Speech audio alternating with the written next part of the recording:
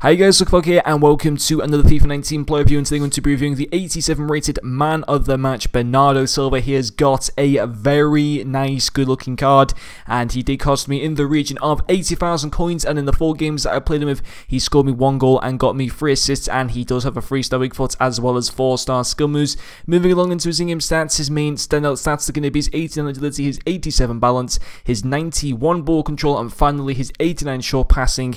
And I did have the Deadeye Chem style applied to this man of the match Bernardo Silva, which overall looks a pretty decent card, apart from his shooting, which kind of looks a bit iffy. For the most part, it looks a pretty fun card to use, and I've got to be honest, I had a lot of fun with this card. I thought it was really good, and of course he earned this for his for his man of the match performance in the Carabao Cup final between Chelsea and Man City, which was kind of an interesting game for a lot of reasons, of course, but mainly extra time. That was the most interesting part, obviously.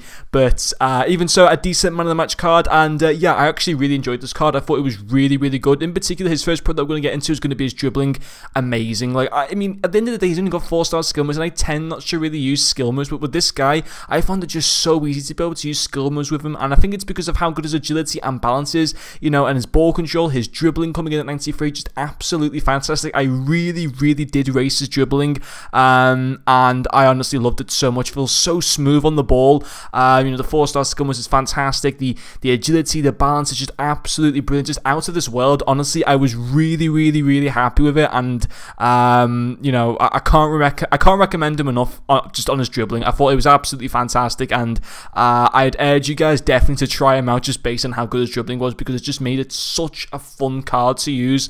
I really did enjoy that. But anyway, his second pro is going to be his passing as well, which is also very good, especially for the position that he's playing as well, because sometimes wingers don't tend to have, well, usually they do have good passing, especially 87 rated right wingers or left wingers or whatever, but sometimes some of their passing stats in one area will be kind of low. But with this Bernardo Silva card, all of his passing stats, including his crossing and curve as well, are absolutely fantastic. 89 short passing, 87 curve, 89 crossing, 88 vision, just to name a few stats there. And obviously with the Deadeye Chem style, literally all those passing stats apart from long passing go into the mid-90s. His long passing remains at 81, which in my opinion is fine for an out-wide player. That's not a problem whatsoever. But again, still a really good pro to this card, and 3 assists in 4 games was a very nice return. It's going to be into the pros. There's no cons to this card. I want to touch on a few things. Stamina is fine at 86. That's pretty good.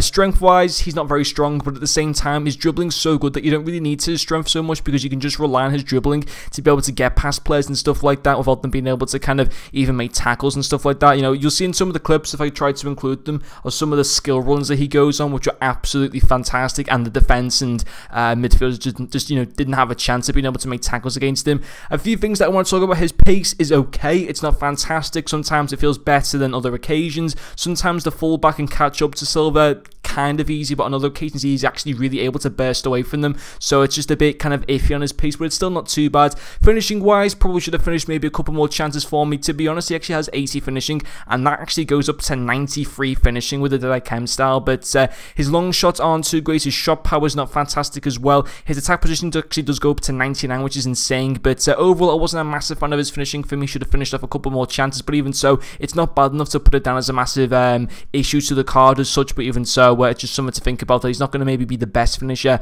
when it comes to trying to finish chances or anything like that. But even so, I think for around 80,000 coins for this card, I actually think he's worth going and buying. I mean, we obviously talk about Mahrez and stuff like that being a really good right winger to go for, you know, Mohamed Salah and stuff like that, but I think this guy is definitely worth a shout trying in your team. Obviously, arguably the best card design in FIFA, of course, with the man of the match.